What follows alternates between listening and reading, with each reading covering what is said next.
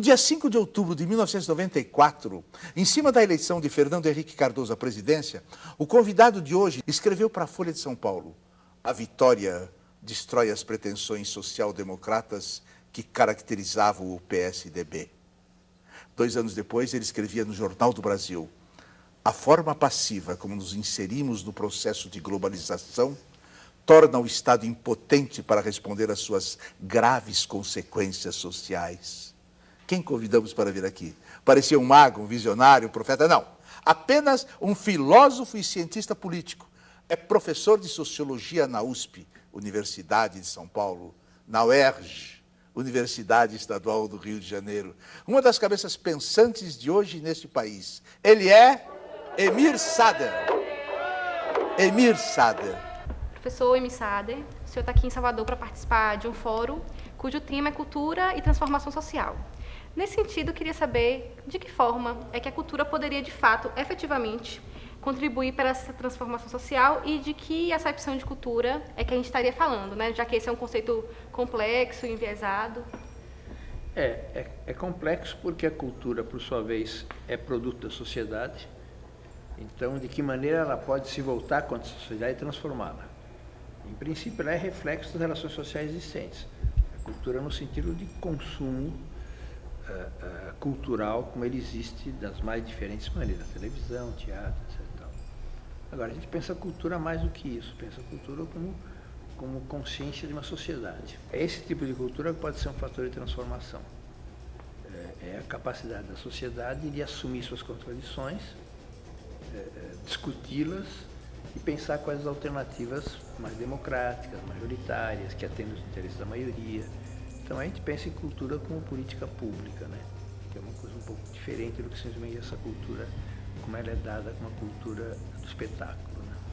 Ao se pensar a América Latina, é urgente descolonizar a universidade.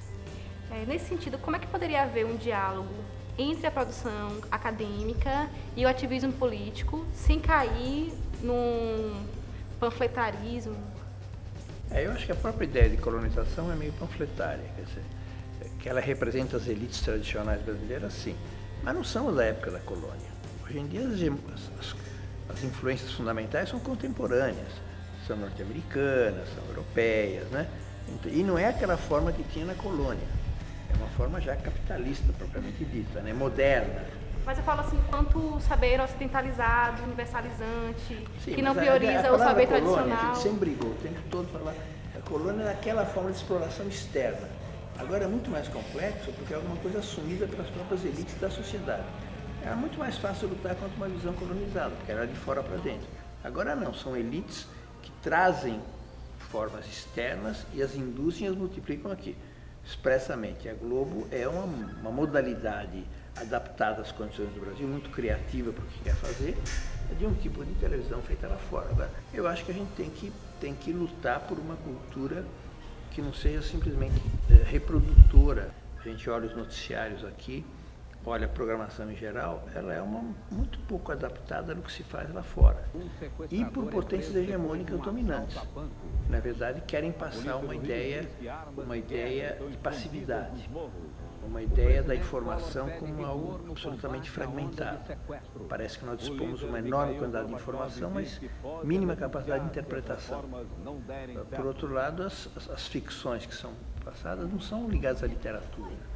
Raramente tem uma minissérie que tem mais profundidade literária, intelectual, cultural, histórica, que vem na literatura, mas na verdade a novela é uma coisa absolutamente aguada, né? E que tem uma função social importante, porque as pessoas vivem um cotidiano miserável. E na novela elas se identificam com outros personagens, outras circunstâncias, ficticiamente, mas funciona como substituto da emancipação pessoal. Na verdade, eu quis saber da produção acadêmica dialogar com a sociedade e de que forma os fóruns, como o próprio Fórum Social Mundial, que é um dos organizadores, poderiam contribuir decisivamente nos modos de vida da sociedade externa a esse universo. O Brasil tem uma produção acadêmica importante, diversificada, de qualidade. Mas acho que os grandes temas abrangentes não costumam ser abarcados pela universidade. A universidade está muito submetida à divisão do trabalho, especialização aqui, ali, acolá. Então, aquelas que são mais importantes na realidade, que cruzam história, geografia, literatura, psicologia, meios de comunicação, essas em geral não são abordadas. Então, embora seja um conhecimento de qualidade, está dissociado da vida cotidiana. Essa miséria da vida urbana, por exemplo, agora com essas manifestações veio à tona. Mas não é tematizada como tal. No máximo, política de transporte, mas que não é só isso. Quer dizer, é a miséria da vida cotidiana das pessoas. Esse conjunto de fenômenos não costumam ser abordados pela vida acadêmica, que é condicionada pelas próprias fontes de financiamento, você sabe, para temas especializados. Então, ela acaba abandonando as grandes temáticas, que são aquelas que, na verdade, têm capacidade de compreensão da sociedade. É uma visão, em geral, funcionalista, em que as contradições não estão presentes. Ela é especializada, portanto, a história está de um lado, a literatura está de outro. A própria universidade, os campos universitários são isso. O estudante de história nem sequer se encontra com geografia, porque o espaço é diferente, porque o bar é diferente.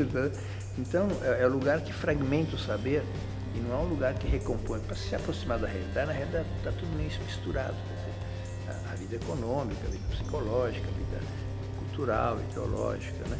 Então, a universidade está distante do país contemporâneo. Nós estamos vivendo 10 anos ou mais da maior democratização social que o Brasil já viveu.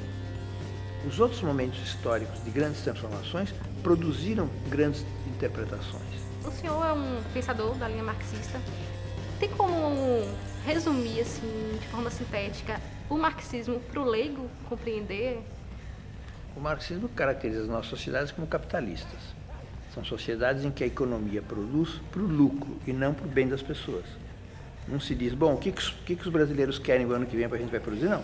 Onde é que dá lucro e o investimento? É como se chama, se busca o valor de troca e não o valor de uso. Por um lado, há uma mercantilização do mundo, tudo tem preço, tudo se vende, tudo se compra. E o que interessa para a democracia é o espaço público, em que não é o consumidor que conta, é o cidadão, o sujeito de direitos. Quer dizer, cujo modelo era a praça pública, como existia antes, agora está desarticulado e que substitui, é um espaço privatizado. Então o capitalismo é isso, tudo tem preço, tudo se vende, tudo se compra. Certo. Falando ainda nessa questão ciências políticas, o que seria pós-neoliberalismo, né, que é o conceito que o senhor está trazendo? É a tentativa de superar essa sociedade baseada no mercado. É substituir o consumidor pelo cidadão, substituir o mercado pelos direitos. Então, é universalizar direitos. É uma sociedade em que a esfera pública é mais importante do que a esfera privada. Democratizar o que é? É tirar uma coisa da esfera mercantil e colocar na esfera pública. O senhor, recentemente, há alguns anos, foi processado por calúnia por um deputado do PFL. Queria que você comentasse esse caso e falasse da liberdade de expressão aqui no Brasil. Bom, o ex-senador, Jorge Bornhausen, do PFL, agora do DEM, escreveu um artigo em que ele falava que eles iam acabar com essa raça por 20 ou 30 anos. Era uma maneira dele se referir ao povo. Então eu escrevi um artigo efetivamente muito duro contra ele. Na verdade, ele deveria ter sido processado por discriminação racial. É um crime que está na Constituição inafiançável. E ele me processou por calúnia, injúria e difamação. Aí um juiz, acho que amigo dele de Santa Catarina, me condenou a 1 ano de prisão. Eu fui condenado na ditadura, mas como eu recebi anistia, eu ainda era réu primário, portanto eu não iria para a prisão, ia prestar serviços públicos à comunidade. Perderia o meu cargo na universidade, que eu tive através de concurso. Era meio absurdo. Mas ali eu respondi em nome daqueles que não podiam responder. Não era eu, era a discriminação racial que estava ali em questão. Então o judiciário frequentemente não é justo. No meu caso eu tive possibilidade de defesa. Agora, quantos jornalistas, rádios comunitárias, etc., tal, são processados indevidamente, etc., tal, não tem condição de se defender, de mobilizar a opinião pública. Para fechar, eu queria saber, na opinião do senhor, qual o papel do intelectual na sociedade atual e se existe um enfraquecimento da esquerda. A palavra inteligência, que vem da Rússia, tem 3 características. Primeiro, discute os grandes problemas da sociedade. Segundo, está contra as elites no poder. E terceiro, tem uma linguagem acessível de acesso às pessoas. Isso aqui mais ou menos, que é um tipo de intelectual que vai meio desaparecendo e que está ligado às lutas do povo, de uma outra maneira, ou participando diretamente, ou somando-se a elas. E eu acho que o momento é propício para isso, né? Eu acho que os intelectuais têm que ter um choque aí para se aproximar da realidade. As políticas de cota ajudam um pouco, ainda não o suficiente, mas pelo menos já muda um pouquinho a composição da sociedade para que eles percebam dentro dos muros da sociedade um pouquinho do que é a sociedade real fora dali, né? Mas estão muito dentro dos muros da universidade. Para terminar, eu diria que é uma tragédia que a militância, que os partidos políticos não tenham reflexão teórica e que os intelectuais não tenham prática política. Fica empobrecida a vida intelectual e empobrecida a vida político-partidária. Muito obrigada. Tá bom?